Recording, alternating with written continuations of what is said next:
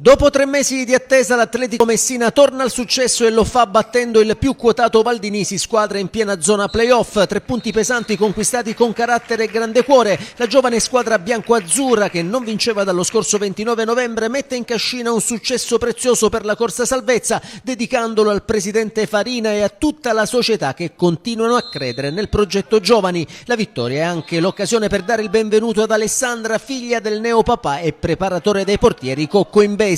La Valdinisi mette pressione nei primi minuti, Campo ci prova col destro ma l'azione viene fermata per fuorigioco. Subito dopo Ginagò dalla distanza centra il palo con un destro che fa tremare l'Atletico. Il numero 3 ci prova anche su calcio piazzato, la palla si perde larga e termina fuori, ma l'Atletico non resta a guardare. Su un calcio d'angolo il colpo di testa di Atia si spegne alto. Poi Di Natale su punizione chiama Arena alla parata. La Valdinisi torna a spingere, prima Ginagò calcia col sinistro ma senza fortuna. Poi Chacon, servito in aria, tenta il pallonetto ma viene fermato per fuorigioco. E infine un diagonale sempre di Chacon termina largo alla destra di Previti. Poco dopo è invece Puccio a servire in area a Badia. Tiano salva tutto in extremis. Nella ripresa il ritmo non cala. Campo mette in aria un pallone velenoso. Chacon manca l'impatto per centimetri. Poi Madia calcia di sinistro, Previti respinge, l'arbitro però ferma l'azione per un tocco di mano del numero 11, ma il calcio sa essere crudele. Sul ribaltamento l'Atletico passa in vantaggio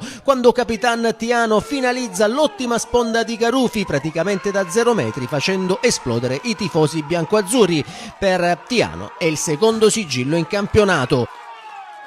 La Valdinisi accusa il colpo e l'Atletico non si ferma. Thiago Silva entra in area e batte Arena con un sinistro preciso, 2-0, e seconda firma in maglia bianco-azzurra per l'attaccante. I biancorossi però non si arrendono. Puccio prova in diagonale ma la palla non centra lo specchio per centimetri e poi sempre lui con un mancino a giro colpisce la parte alta della traversa. Spinge la Valdinisi e Tomasello costringe Previti a rifugiarsi in angolo. Sul corner arriva però il gol che riapre la partita grazie a Campo, che da pochi passi accorcia le distanze sul 2-1. La Valdinisi ci crede nel finale, tenta il tutto per tutto, ma la difesa dell'Atletico regge. Previti e compagni respingono anche la conclusione del neoentrato Gentile. Finisce 2-1, l'Atletico conquista 3 punti pesanti e sale a 17 restando al terzultimo posto. La Valdinisi invece cede terreno e scivola al 6° posto, fuori dalla zona playoff che rimane comunque a un tiro di schioppo.